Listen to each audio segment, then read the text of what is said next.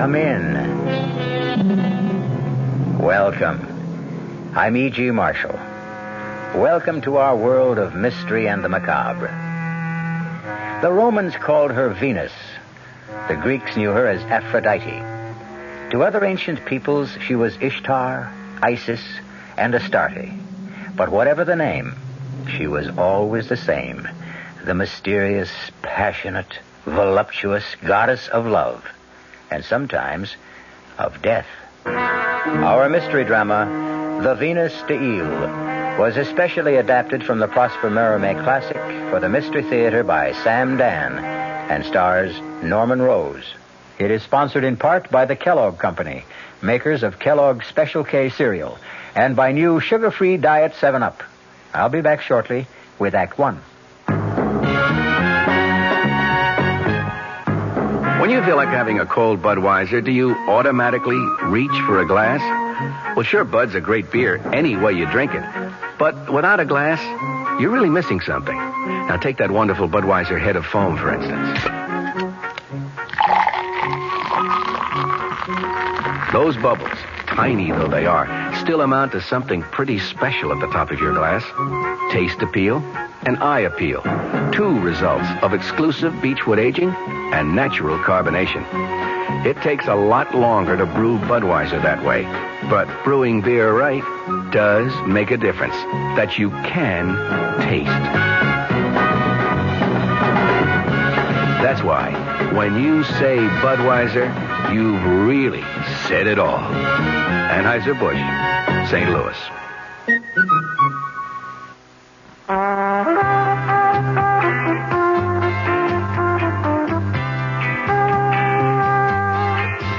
No matter what you're saving for, that's what Suburban Savings for Suburban.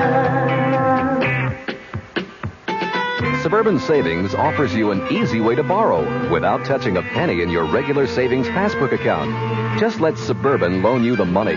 It's called Suburban Savings Passbook Loan. You can borrow up to 90% of the total amount you have on deposit at reasonable rates, and you can pay off your loan at your convenience. When your loan is repaid, you still have all of your savings intact, plus interest. So if you need money, why not take a loan from Suburban without touching your savings? Suburban Savings Passbook Loan in New Jersey at Bayonne, Edgewater, Elmwood Park, Emerson, Hackettstown, Morris Plains, Nutley, Paramus, and Sparta.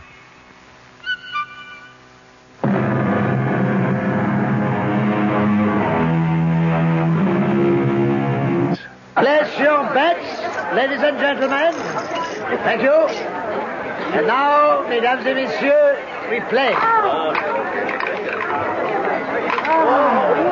And it is 13, rouge, 13, red. There, you see? It's always rouge when I bet noir. But how can you change horses in midstream? No, I have faith. 50,000 francs on the black. I'm sorry, Monsieur le Vicomte. About what? There can be no more credit. No credit? Call the manager.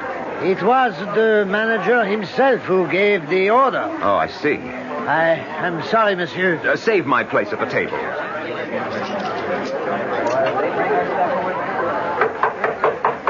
Come in. Ah, Claude.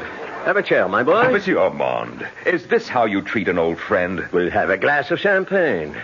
Fabulous flavor. What is the meaning of Have this? a cigar. Just arrived from Havana. Have a chair, have a glass of champagne, have a cigar. I'm waiting to hear you offer me what I came in for. And what's that? Credit. Credit. Let me talk to you like a father. I can see where this is leading. No credit. Had you not come to see me, I would have gone to see you. Why? You owe this establishment 1 million francs. And? And there are those who will demand payment. Those who will take drastic steps if payment is not forthcoming within the next few days. What are you talking about? My boy, we are now... How can I say this? Well, we are now organized. Organized? We are owned by a syndicate, and all debts must be collected. They will be collected by people who are known as enforcers, I think. Will you extend me credit or not? Claude, please listen. The syndicate has been through my books. You are in danger. You expect me to be frightened by these hoodlums? Claude, give me some assurances that you can pay, or else please disappear for a while. I have a document that will not only encourage you to extend credit, but will also satisfy the vultures who seem to be running your establishment. The document? I have here a letter from Mademoiselle Eloise Calvert. The heiress? Yes, the heiress, the wealthiest young lady in France, in which she says, among other things, "My darling Claude, if you refuse to marry me, I don't think I care to live any longer." She says that? Now, I would assume that this should serve as a gilt-edged letter of credit, a document even stronger than the Bank of France. May I see the letter? If you insist. Fine. On the basis of this, your credit is unlimited. But make sure the engagement is announced within 3 or 4 days. Of course. And perhaps sooner.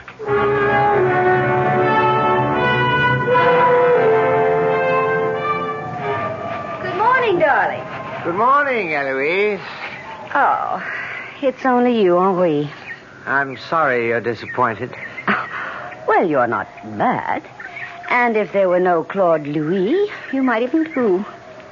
Henri, have you seen him? He's probably still fast asleep. No, he promised to play tennis with me this morning. No, then he'll be along.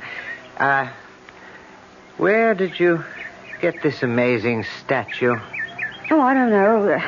Monsieur Delon, who bought all that art for my father, my dear departed father, advised me to pick it up.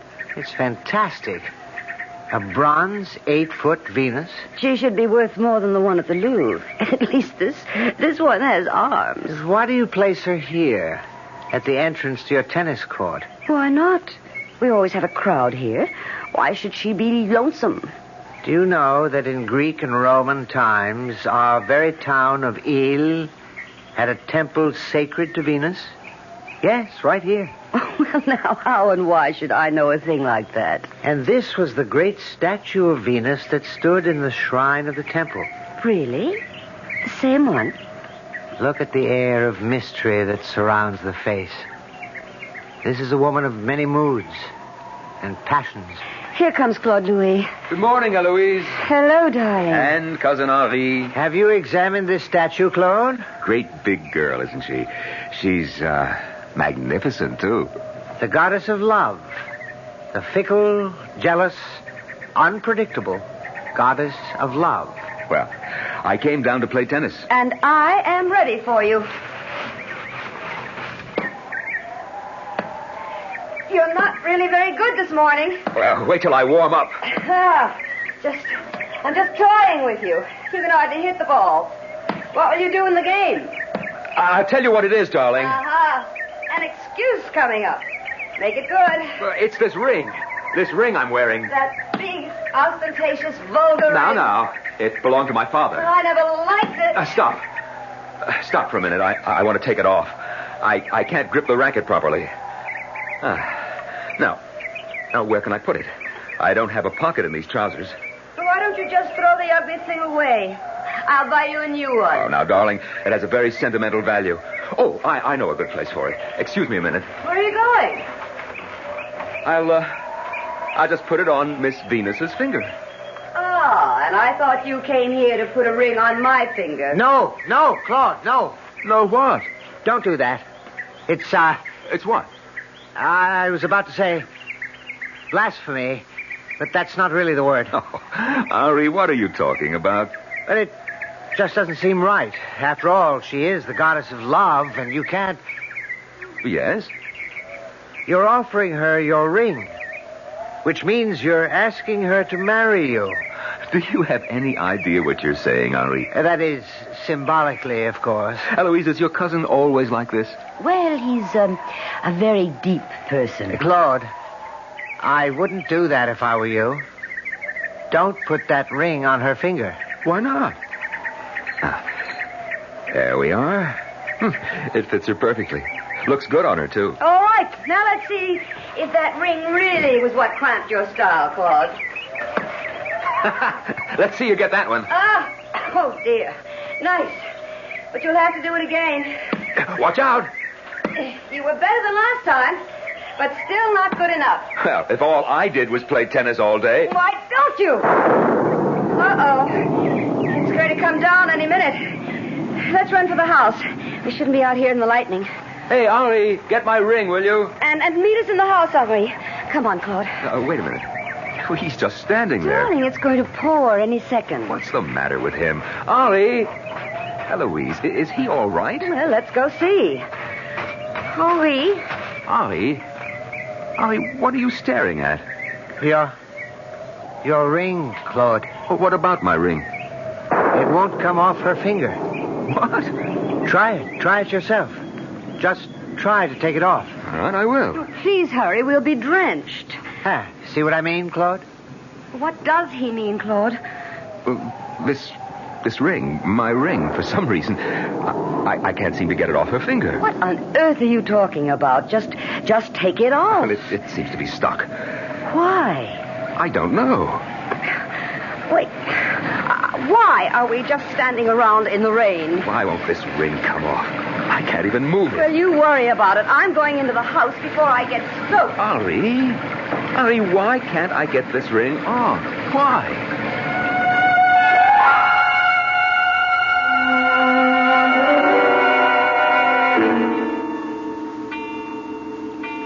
Dinner will be ready in a few minutes. The chef went out of his way for Claude. Oh, Henri, why doesn't he ask me to marry him? Who? The chef? No, idiot, Claude. He will. After all, he's penniless. Oh, now that's not worthy of you. I'm sorry. Where is Claude? He's out on the tennis court. Now? It seems he still can't get his ring off that goddess's finger. I don't believe it. You want to go see? In this rain? No, thank you. Oh, Claude. Oh, darling, look at you. You're dripping wet. Well, I'm sorry. I'll go right upstairs and change. What were you doing outside? Well, I know it sounds silly, but I was trying to get my ring off her finger. And did you? No. There could be a kind of secret spring, and it snapped, and it sort of curved her finger around it. I don't know what to do about it.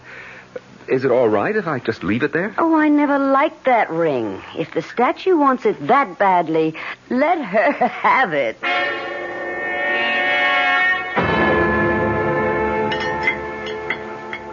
Did you enjoy dinner, darling? Oh, it was delicious. Pierre outdid himself. How would you know? You scarcely touched your food. Eloise, if you must know, it's that silly statue. Can't we forget her finally, I hope? Henri, how do you account for it? You wouldn't believe a word I say. Oh, well, say it. In the old days, she was the center of an adoring, worshipping populace right here. Every day she was presented with gifts. And then suddenly, it stopped. The old religion had died. And for nearly 2,000 years, she's been neglected. Suddenly, once again, she is given a gift. You can imagine that this one is more precious to her than anything in her history. And so she refuses to give it up. Claude, darling, of course Henry is crazy, but he's only my cousin by marriage, so it doesn't run in the family. Well, it's rather late. I think I'll turn in. Good night, all. Good night. Yes, good night. Of course you received my letter. That's why I came. I love you, Claude. I love you, too. But I want you to ask me. Oh, yes. Yes, I will. Well, I'm waiting. Eloise, Claude, why are you so pale?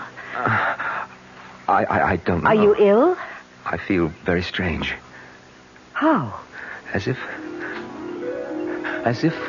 I hear music. Music? But there's no... It's an unusual kind of music. I've never heard anything like it before. Claude, you belong to me.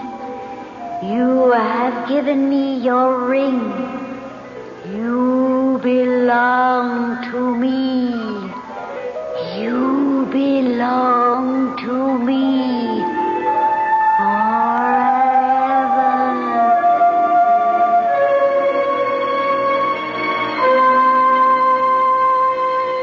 What did Claude do? Did he really awaken this sleeping goddess after so many centuries? And now another story of the ball and chain as Kellogg's Special K presents Veronica and Jeff. Oh, Jeffrey, isn't this romantic? Out in a quiet lake at night with you rowing the boat. Yes, Veronica, it's really neat. Jeffrey, what was that? Frogs. Frogs that go bonk? They're pretty weird frogs. Oh, Jeffrey, you're such a card. You have a ball and chain, like the ones they use in those Special K commercials. Yes, Veronica, it symbolizes my few pounds of extra weight, but I'm going to get rid of it. How? By exercising. You know, like rowing this boat and eating smart at every meal, starting with a Special K breakfast. You mean a 1 ounce bowl of high-protein Special K, 4 ounces of skim milk, orange juice, and coffee? Precisely. It's less than 240 calories, and it tastes delicious. It'll help me get rid of this ball and chain. I'll help too, Jeff. After all, we're all in the same boat. You have a ball and chain, too. Your happy ending could begin with the Special K breakfast from Kellogg's. Hey, Mom, what's for dinner? Hey, Mom, what you got? It's time to get ready for the great outdoors, and your ShopRite supermarket has everything you'll need for cookout dinners and fun in the sun. And for this week's dinners, ShopRite is featuring whole grade A frying chickens, just 37 cents a pound. Roasting chickens up to 4 pounds, 47 cents a pound. Choice beef rib steaks, $1.19 a pound. ShopRite Franks, 89 cents a pound. Get all your outdoor cooking equipment and many great food values at your ShopRite supermarket.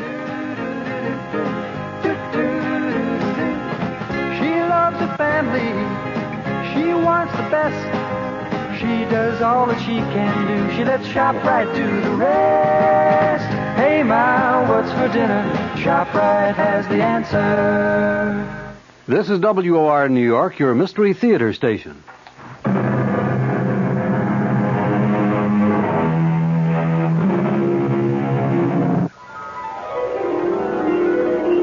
You belong to me.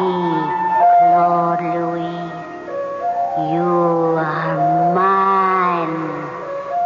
No other woman can ever have you. Claude? Claude? Yes? Darling, something's wrong. I have a feeling... I'm going to call the doctor. Oh, no. But you're ill. No, I'm not ill. Darling, please, get some rest. I'm sure you'll feel better in the morning. Yes, I'm sure of it. I'll just sit here for a few minutes and smoke a pipe. All right. Good night, Claude. Good night. My beloved Claude Louis, my beloved. Who is that? Who's there? Claude, you will come with me. You will live with the gods. You will live like a god. Leave this house. Leave this foolish mortal woman and come with me. No. Claude, I am the goddess of love. I am also the goddess of death. No. Let me alone.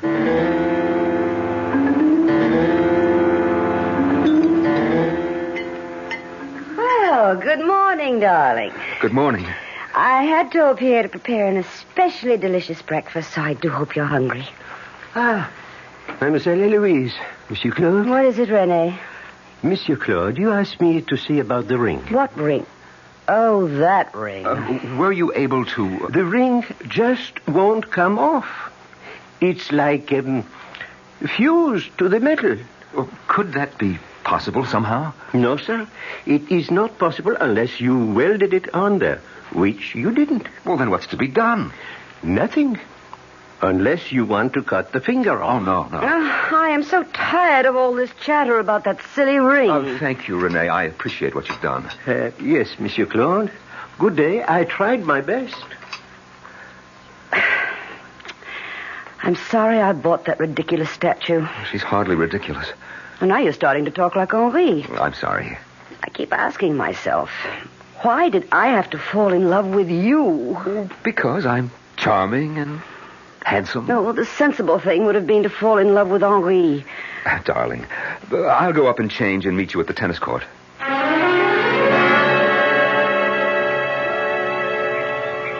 Listen, whoever you are, whatever you are, listen. I put that ring on your finger the way you place a hat on a rack or a coat on a hook. I wasn't thinking of... Well, I certainly didn't mean anything by it.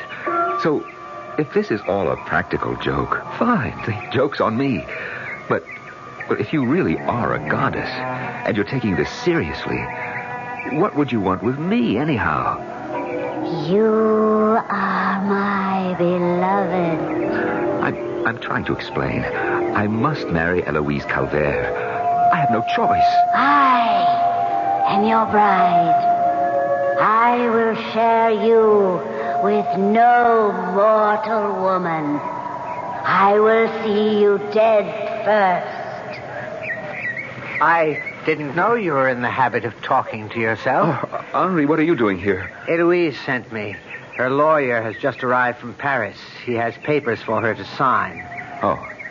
In anticipation of your coming marriage, she's having considerable property signed over to you. Oh. Something wrong with you this morning? Well, yes, well, it's that damn statue. Claude, I shouldn't say this. Shouldn't say what? I have good advice for you, even if it goes against my own interest. Please, forget about that statue. Well, forget? This whole affair about the ring and the mysterious fact that it won't come off is starting to frighten Eloise. Frightened? She doesn't like to be frightened. Well, who does? She's been fantastically rich all her life. She's always had everything she wanted by snapping her fingers. Except you. Well, she's got me. No, not quite yet. Instinctively, you know how to treat her. You don't fall at her feet the way the rest of us do. You maintain a kind of reserve. That's because you know all about women. You flatter me. Even now, you're playing her to perfection. True, it's a formality, but she wants that ritual declaration of love, that beautifully stated proposal of marriage, and you delay it exquisitely. But I came here to propose. You've already proposed to one goddess. Stop that, will you? The goddess of love. And now you intend to propose to another. Eloise? A goddess? Of course. The goddess of wealth and power. How fortunate. Each of these goddesses wants you as her consort. Oh, Henri, sometimes I wonder about your sanity. That's just another way of saying that you wonder about your own. Why won't the ring come off? Well, there must be an explanation. Yes, there is. You're the fiancée of Venus. She won't give you up. I mean a rational explanation. It makes sense to me. And it also makes sense to you. You don't have to admit it. Well, I came here to propose to Eloise. Why don't you do it? I will. I'll take her out to dinner tonight, and I'll ask her to marry me.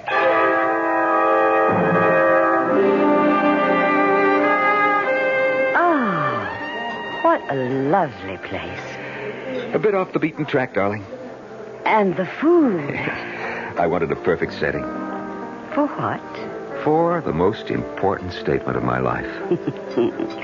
Flatterer. Of course I'm a flatterer. And you love flattery. Doesn't every woman? Oh, I can see we're going to be a very straightforward couple. Yes. Eloise, Yes? I want to ask you to... I'm waiting. You're mine, Claude. You gave me your ring. But I told you... Claude, you may play with other women.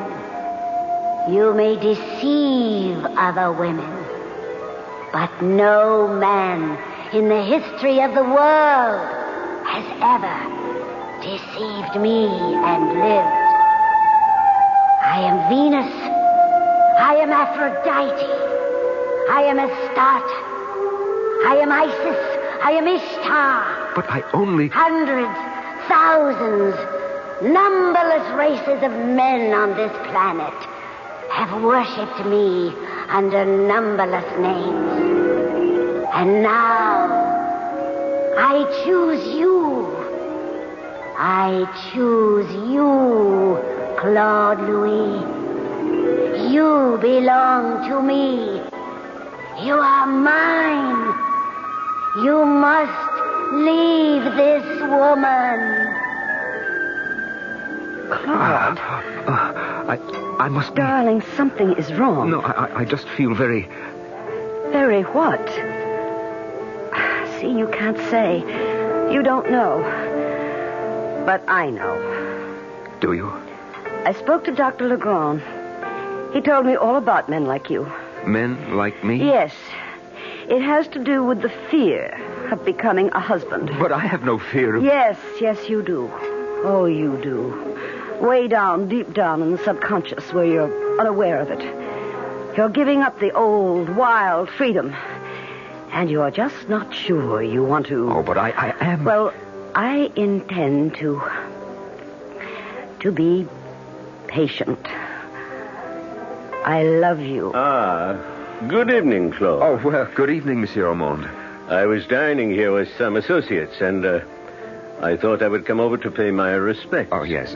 Darling, may I present Monsieur Ormond? I am honored, mademoiselle. Enchanté. Well, Claude, I had expected... Yes? Apropos of our last discussion, I had expected a settlement or a statement. Yes, I know. As a matter of fact, my associates were saying just now, why do you suppose we have not heard... Reassure your associates for me, monsieur, that everything is in order. Of course. So happy to have made your acquaintance, mademoiselle. Darling, what was he talking about? Oh, business proposition. Claude, Monsieur Armand, he's sitting at that table. Look, over to the right, you see? Well, what about it? Well, look at those two men at the table with him. He called them his business associates. I suppose they are. Well, then I cannot imagine what sort of business he could be engaged in. Those two men are the worst-looking thugs I've ever seen in my life. Now, darling, you shouldn't judge by appearance. They could be tender-hearted, church-going, devoted family men. Oh, no. Hired killers would be more likely. Darling, take me home. I'm frightened.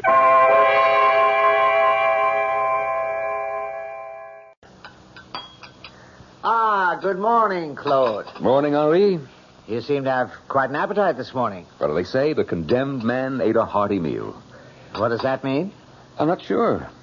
Have you seen Eloise? Oh, she's still asleep. Well, that's not like her. She's worried about you. Well, everything's all right. We can be married tomorrow if she wants. Oh? You've decided? Of course. And what about the other one? What other one? As if you don't know. I'm not sure I understand. The Venus, your own Venus deal. Oh, that. Let me tell you, I didn't sleep last night. Oh, I'm sorry. No, it was good for me. Henri, I did some thinking. And? And I called myself every stupid name I could remember. Why? If I keep this up, this groundless, mindless, idiotic fear or apprehension, if I keep imagining she talks to me, well, I can very well lose Eloise. Eloise is very much in love with you. Love. Love is an illusion. You fall in, you fall out. I can read women. This ring business is beginning to irritate her. Worse, it's starting to bore her. I've been warning you. What really happened? I needed a resting place for a ring, so I absently placed it on the finger of a statue. A lifeless metal statue. You follow me? You're telling the story. Due to some phenomenon that probably has a rational explanation, if we ever find it, the ring seems to adhere to the finger of the statue. Is that true? Obviously, the ring's still there. But that's all that happened. Who said anything else? You did. Me? You're the one who invested the statue with all kinds of magic and mysterious qualities. Well, I was merely stating some facts. Oh, yes, of course. But you have an ulterior motive.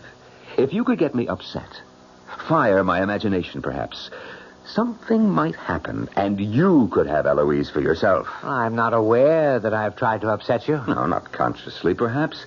Well, in any event, it's all over. And I certainly will not jeopardize my chance of becoming a billionaire because of an overactive imagination. Do you understand me? Yes. But I wish you'd be honest with yourself. You said you absently placed the ring on her finger. Is that really true? Or did you do it as a joke? Or did you, as millions of men before you, actually fall in love with her? Oh, no, Henri. We're not having any more of that.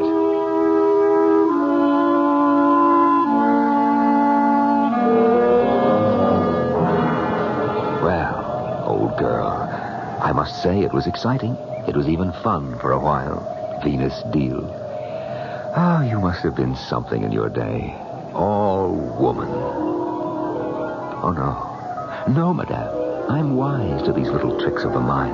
Not this time. Not again. Claude. Of course, Claude. But you're in my head. You're part of my imagination. Claude, you belong to me. I belong to no one. I belong to myself. Foolish Claude. Do you think you can fight me? You're just an image in my own brain. Claude, you don't love Eloise. You're in love with love. Claude, I am love. I don't believe. Yes, Claude, you believe. You believe. The love I offer you is beyond dreams, beyond imagination. No, I'm not listening. A glorious love. No, please. Don't be frightened. Come with me. Live with me. Live like a god. A god. Live on love. No. You asked me, Claude. You gave me your ring. You wanted me. You always wanted me. Say it. No. Say it, Claude. Say the truth. Yes. Yes. Then, come with me. Now.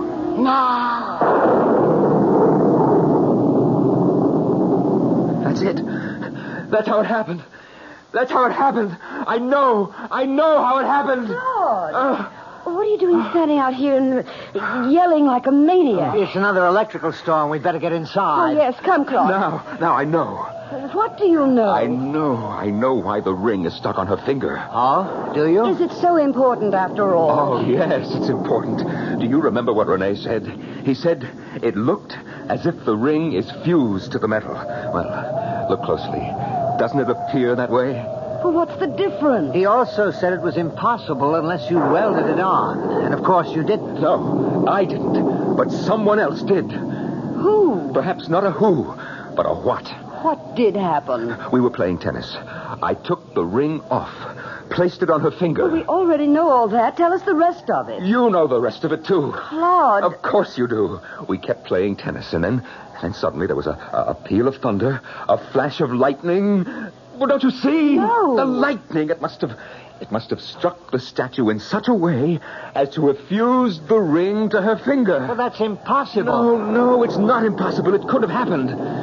Well, then it answers the question and finally settles the problem. It's the only way we can account for it.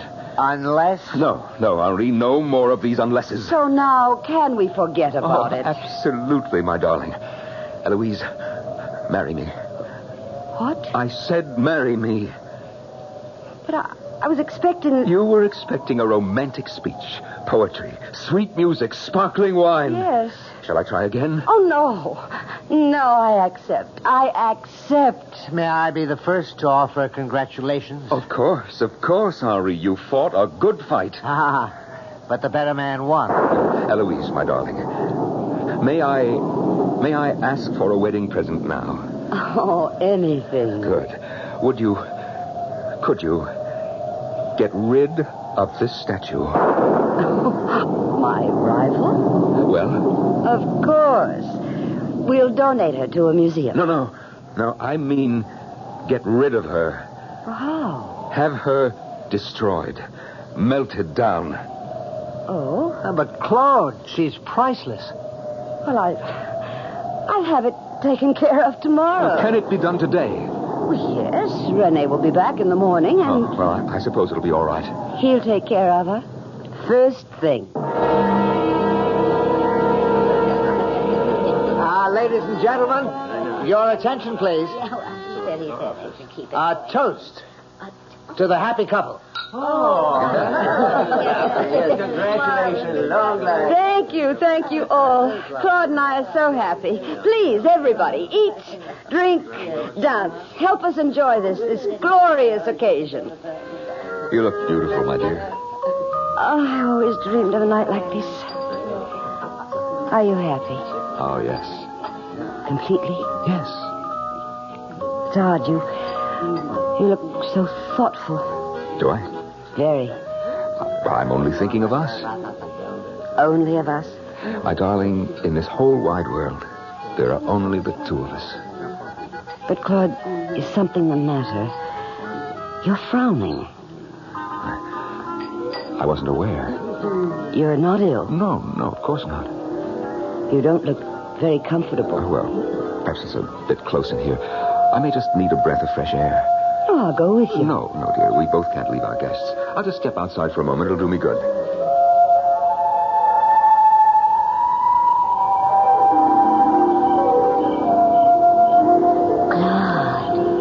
Claude Louis. No. You fool. I won't believe it. What won't you believe? I won't believe you are there. You have dared to trifle with the heart of a goddess.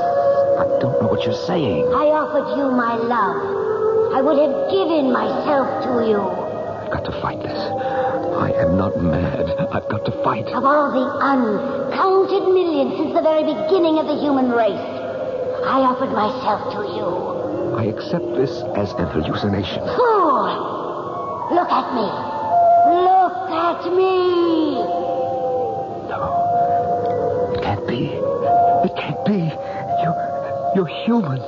You're flesh and blood. You're a woman. Yes. A woman. A woman spurned. A woman scorned. I didn't know. How was I to know? I told you. Forgive me. Please, forgive me. Forgive you? Come to my arms. Embrace me. Know what you might have had. And know what you have lost forever. I love you. I love you. Fool! Please. You're crushing me. You love me. But now you can only die for the love of me. Oh, please. Let me love you. Let me go. No. Help. Claude, where are you? Eloise is worried about... Claude? Oh, no. Don't come close, Eloise. Don't look, Eloise, don't. The statue, it fell on him. Yes. He's dead. The statue just crushed him. Oh, look. What is it? Look at the ring. That ring. I don't see the ring. Look. Where? On Claude's finger. Oh. The ring is back on Claude's finger.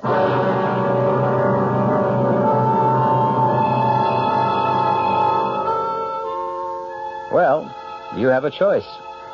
You can believe that the goddess Venus fell in love with Claude, became angry when he jilted her, and killed him.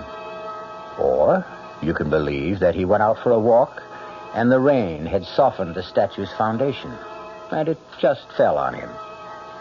There were also the enforcers. All the ingredients are there for a provocative stew. Use which you like, and stir to your taste. I'll be back shortly.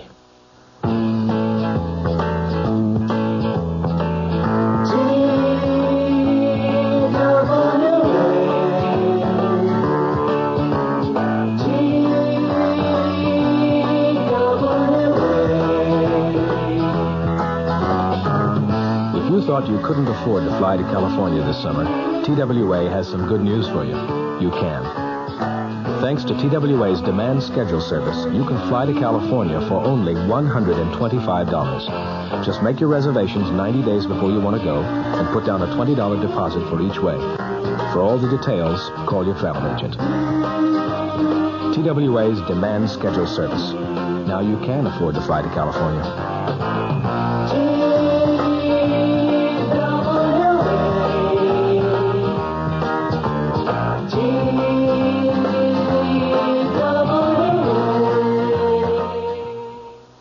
Our cast included Norman Rose, Joan Lovejoy, Evie Juster, Dan Ocko, and Robert Dryden. The entire production was under the direction of Hyman Brown. Radio Mystery Theater was sponsored in part by Anheuser-Busch Incorporated, brewers of Budweiser.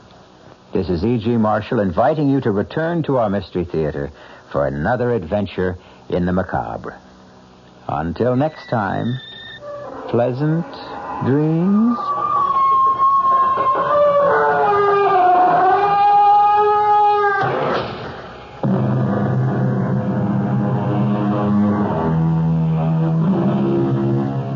WR Mystery Theater has been brought to you by ShopRite Supermarkets, where you get a lot more for a little less, and by Suburban Savings, with offices throughout North New Jersey.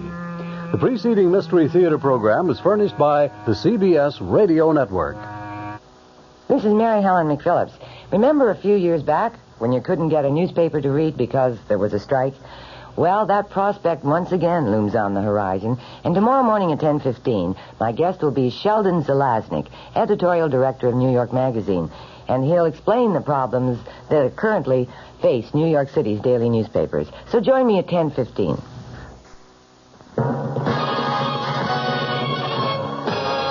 I'm Fulton Lewis in the Mutual Broadcasting System studios in Washington, D.C. Now, my commentary. President Nixon's edited Watergate transcripts were formally delivered to Congress today with a White House brief that pronounced them proof of the president's innocence and quoted him as ordering amid the unraveling cover-up a year ago that, quote, everybody in this case is to talk and to tell the truth. In a volume roughly the size of a big city telephone book, 1,308 pages of transcripts were sent to the House Judiciary Committee for its inquiry into the president's possible impeachment. Separate copies in manila envelopes were delivered to the 38 committee members individually. They are going to meet tomorrow to decide whether to accept them in lieu of the White House tape recordings that the panel had originally subpoenaed. With them went a 50-page brief that was prepared by the president's impeachment attorney, James St. Clair, which wove presidential quotations together with a White House account of what the president actually said and did during the crucial phase of the Watergate cover-up attempt. The St. Clair paper concludes, quote, throughout the period of the Watergate affair, the raw material of these recorded confidential conversations establishes that the president had no prior knowledge of the break-in and that he had no knowledge of any cover-up prior to March 21st, 1973. In all of the thousands of words spoken, even though they often are unclear and ambiguous, not once does it appear that the President of the United States was engaged in any criminal plot to obstruct justice. While the official business today was the delivery of those papers to the House panel, their public release was perhaps more crucial to the president's latest effort to clear himself and settle the Watergate scandal. For the president himself said Monday night that in releasing the papers, he was placing his trust in the basic fairness of the American people to examine the evidence and see that he sought only to do what was right. One of the quotes included in the St. Clair brief today as evidence of the president's determination to clear up Watergate came from an April 15th, 1973 conversation with Assistant Attorney General Henry Peterson about the refusal of conspirator G. Gordon Liddy to cooperate with the government prosecutors. Quote, I want him to be sure to understand that as far as the president is concerned, everybody in this case is to talk and to tell the truth. You are to tell everybody, and you don't even have to call me on that with anybody. You just say that those are your orders. Another statement from an April 14th conversation with former aide John Ehrlichman reads this way, quote, we have to prick the boil and take the heat. Now that's what we're doing here. We're going to prick this boil and take the heat. I am not overstating. Within hours after the presidential material was delivered to the Judiciary Committee today, portions of the transcripts were obtained from House members, but they were, as St. Clair had said they would be, often unclear and ambiguous. That was the case, for example, with a March 21st, 1973 discussion of demands of the original Watergate burglary defendants for payoffs to keep them silent about the involvement of others. At one point in that very critical conversation, according to the transcript, there was a discussion about payoff demands and the likelihood that they would later be followed by demands for executive clemency, both of which President Nixon rejected. But later, the transcript shows this exchange in a discussion of the demand of Watergate conspirator E. Howard Hunt that he be paid $120,000. The exchange goes like this, President Nixon saying, you have no choice but to come up with the $120,000 or whatever it is, right? John Dean III, then White House counsel, replied, that's right. The White House brief said flatly that the president rejected the payment of $120,000 or any other sum to Hunt or to any other Watergate defendants. But St. Clair noted today the transcript does contain ambiguities and statements which, taken out of context, could be construed to have a variety of meanings. In prefacing his narrative account of the president's statements and actions, St. Clair repeated the president's offer to have New Jersey Democrat Representative Peter Rodino, the Judiciary Committee's chairman, and Michigan Republican Representative Edward Hutchinson, the ranking Republican member of the panel, listen to the actual tape recordings, quote, to satisfy themselves that a full and complete disclosure of the pertinent contents of those tapes had indeed been made.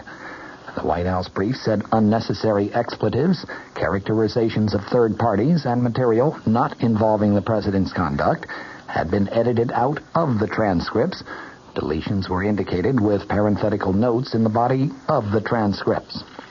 The transcripts did bear out the president's prediction that they would end the speculation about the Watergate issue. For example, on February 28th of 1973, during a discussion of a formation of a special Senate committee headed by Senator Sam Ervin to investigate Watergate, the president said, I frankly say that I would rather they would be partisan rather than for them to have a facade of fairness and all the rest. Ervin always talks about his being a great constitutional lawyer.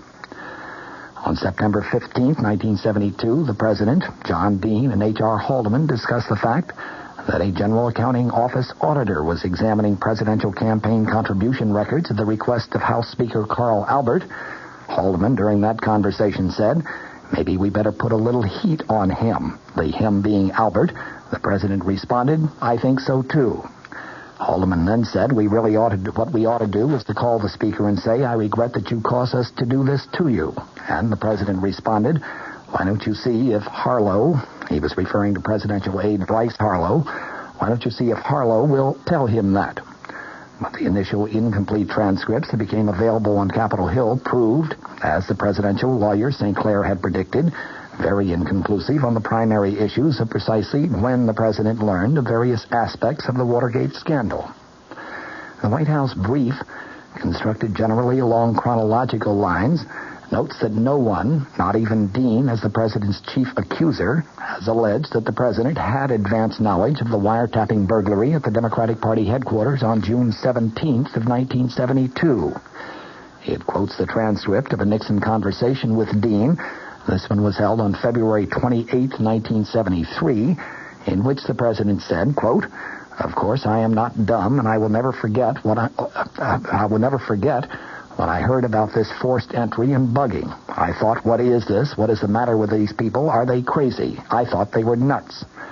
Dean has testified that after a September 15, 1972 meeting with the president, He had, in his words, the impression that the president was well aware of what had been going on regarding the success of keeping the White House out of the Watergate scandal. And, in Dean's words, I also had expressed to him my concern that I was not confident that the cover-up could be maintained indefinitely. But the White House brief, submitted to the Congress today, said that the tape of that meeting does not support Dean's testimony, that the president was aware of the cover-up of the Watergate involvement. It quotes the president as saying, "Oh, well, this is a can of worms, as you know, a lot of this stuff that went on, and the people who work this way are awfully embarrassed. But the way you have handled all this seems to me has been very skillful in putting your fingers in the leaks that have sprung here and have sprung up there." St. Clair today explained that the president, in that sentence, was speaking about the politics of the matter, such as civil suits, countersuits, Democratic efforts to exploit Watergate as a political issue, and the like. He was not speaking in the context of any plot to obstruct justice. The reaction of the House Judiciary Committee to the president's actions of the past 24 hours is not yet known. This afternoon, Democrats and Republican members of that panel were caucusing separately, and tomorrow they'll get together and render their joint opinion. The president, I imagine, will be happy if he has succeeded only in rallying the Republican members of that panel into his corner. A partisan split within the impeachment inquiry would serve to discredit the inquiry to the point where the entire probe would have little, if any, public credibility. Today, some of the more ardent Nixon critics on the House panel, specifically Massachusetts Democrat Representative Drinan and California's Democrat Representative Waldy, stated that in their view, the president's response to the Judiciary Committee subpoena was totally unacceptable. They will take nothing more than the complete original tapes, not edited transcripts. They, in fact, will not even consider the president's suggestion that the full tapes be heard by Chairman Rodino and Representative Hutchinson. That will not be acceptable. They want the full tapes turned over to the full committee. At the very least, they want them heard in their entirety by the minority and majority counsels of the committee. The majority view of the committee Democrats, then, we can expect to be a little less extreme than that. The Republican view, we can expect to be even more moderate. I'll have more for you now in just a moment.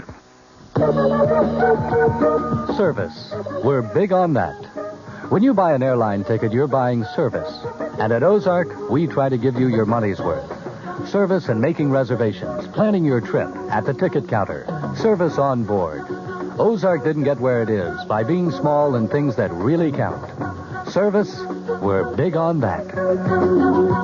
Go Ozark Jet to Champaign, Urbana, Peoria, and Springfield, Illinois. Call Ozark or your travel agent. What the president has done, in effect, has been to throw the ball back into the Judiciary Committee's court. His approach last night, I think, seemed fair and equitable from a public opinion point of view, and public opinion, as I have stressed before, is going to have a tremendous impact on the entire impeachment process. The president, it is true, did not turn over the complete tapes. To have done so, he felt, and I think properly so, would have established a precedent which may have permanently impaired the separation of powers, the part of the Constitution which sets up the three branches of government as being separate but equal. It would have also permanently endangered the right of privacy and independence of the executive branch of our government. The president, on the other hand, did not invoke executive privilege in its entirety. He seemed to be cooperative, very cooperative with the impeachment inquiry, and he seemed to be very cooperative with the public as a whole, making the heretofore secret transcripts of the Watergate tapes public material.